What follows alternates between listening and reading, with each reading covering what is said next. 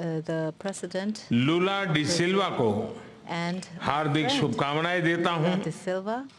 और मैं उनको And now I प्रेसिडेंसी का गेवल सौंपता हूं।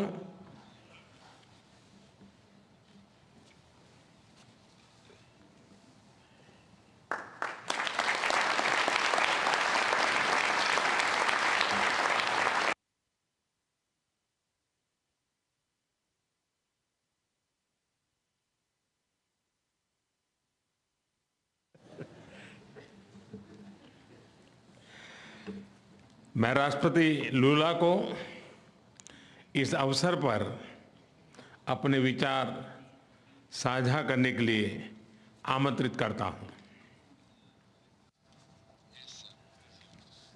Bem, primeiro, gostaria de dizer às autoridades aqui presentes, suas altezas, aos presidentes, aos primeiros ministros, de que a natureza, ela continua dando demonstração de que nós precisamos cuidar dela com muito mais carinho. Essa semana, tenderness. This week, 3 days ago, in Brazil, a cyclone in the state of Rio Grande do Sul. We had never had a cyclone there, but the cyclone killed 46 people. And we have almost 50 people missing. And this draws our attention because phenomena such as these have been taking place in all different locations on our planet. Well,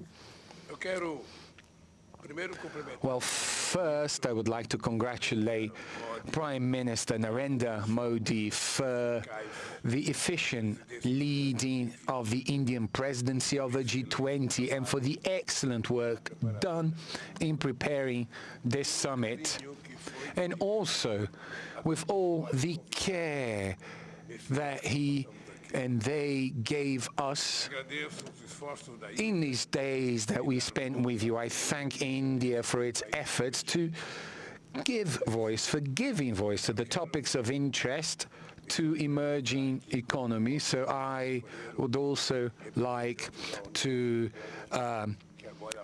give my salute to our friend, the representative of the African Union, who is a member of G20. Como uma das principais instâncias de governança global na esteira de uma crise que abalou a economia mundial. Nossa atuação conjunta nos permitiu enfrentar os momentos mais críticos, mas foi insuficiente para corrigir. And this was not sufficient to correct the structural defects of neoliberalism. The global financial architecture has changed little, and the foundations of a new economic governance have not been laid. New emergencies emerged. Challenges have accumulated and worsened. We are living in a world where wealth is more concentrated, in which millions of human beings still go hungry, where sustainable development is always threatened, in which governance institutions still reflect the reality of the middle of the last century. We will only be able to face all these problems if we address the issue of inequality of income, access to health care, education, food, gender, and race, and also of representation is at the origin of all these anomalies. If we want to make a difference, we have to place reducing inequalities at the core of the international agenda. Therefore, the Brazilian presidency of the G20 has 3 priorities. The first one is social inclusion and fight against hunger, energy transition, and sustainable development in its 3 aspects: the vector social, the economic, and environmental vector. And thirdly, the reform of global governance institutions. All these priorities are part of the Brazilian presidency motto, which says, building a fair world and a sustainable planet. Two task forces will be created: the Global Alliance Against Hunger and Poverty and the Global Mobilization Against Climate Change. We need to redouble our efforts to achieve the goal of ending world hunger by 2030. Otherwise, we will be facing the biggest multilateral failure in recent years. Acting to fight climate change requires political will and determination from the rulers, as well as resources and technology transfer. We want greater participation of the emerging countries in the decision-making process of the World Bank and the International Monetary Fund. The unbearable foreign debt of the poorest countries needs to be addressed. The WTO must be revitalized and its dispute settlement system must start working again. To regain its political strength, the UN Security Council needs to count on the presence of new developing countries among its permanent and non-permanent members. The international community looks at us with hope because we bring together economies from emerging countries and developed countries in the G20. We represent 80% of the global GDP, 75% of exports, and around 60% of the world's population. To ensure that the G20 acts in an inclusive and coherent manner, Brazil intends to organize work around three general guidelines. First, we will make the political and financial paths work in coordination and in a more integrated way. There's no point in agreeing on the best public policy if we do not allocate the necessary resources for its implementation. Second, we have to listen to civil society.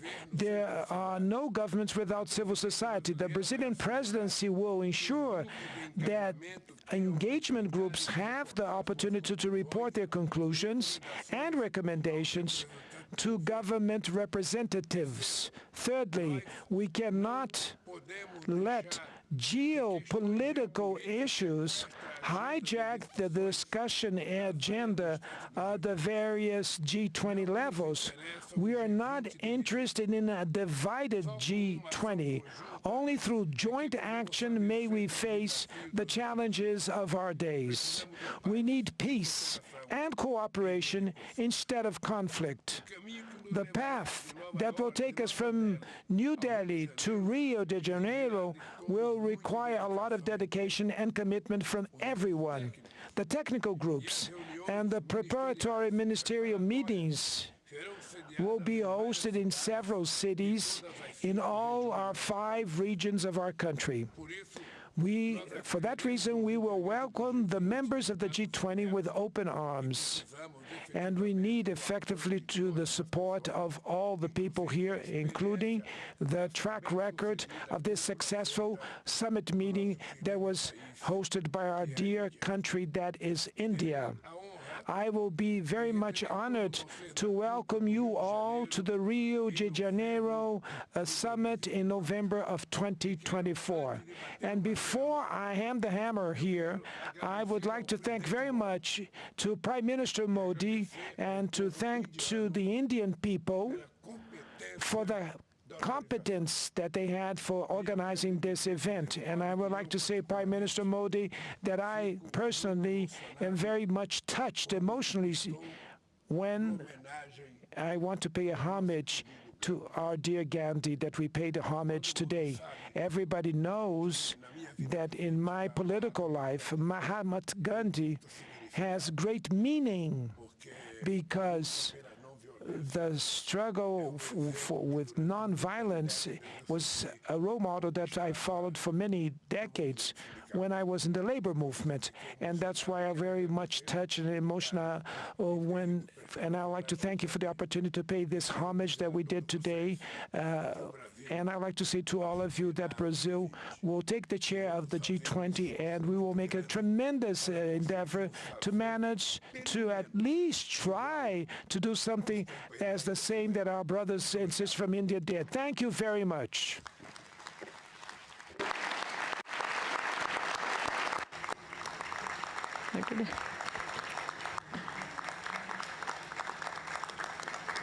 Your Highnesses, Excellencies, जैसा आप सब जानते हैं, भारत के पास नवंबर तक G20 presidency की भी जिम्मेदारी है।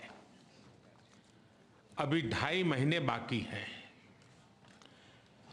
इन 2 दिनों में आप सभी ने अनेक बातें यहाँ रखी हैं, सुझाव दिए हैं, बहुत सारे प्रस्ताव रखे हैं। हमारी ये जिम्मेदारी है कि जो सुझाव आए हैं उनको भी एक बार फिर देखा जाए कि उनकी प्रगति में गति कैसे लाई जा सकती है। मेरा प्रस्ताव है कि हम नवंबर के अंत में G20 का एक वर्चुअल सेशन और रखें। उस सेशन में हम इस समिट के दौरान तय विषयों की समीक्षा कर सकते हैं। इन सब की डिटेल्स हमारी टीम आप सभी के साथ शेयर करेगी। मैं उम्मीद करता हूं कि आप सब इससे जुड़ेंगे। योर हाइनेसेस, एक्सेलेंसीज, इसी के साथ मैं G20 समिट के समापन की घोषणा करता हूं। One earth, one family, one future का रोड मैप सुखद हो। स्वस्ति अस्तु विश्वस्य, यानी संपूर्ण विश्व में आशा और शांति का संचार हो। 140 करोड़ भारतीयों की इसी मंगल कामना के साथ आप सभी का बहुत बहुत धन्यवाद।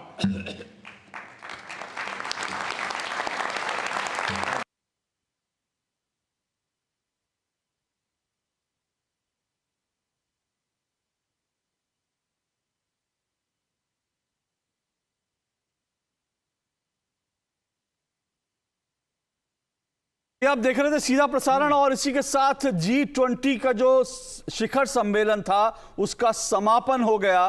प्रधानमंत्री नरेंद्र मोदी ने उसके समापन का ऐलान किया और ब्राजील जो अब अगला होस्ट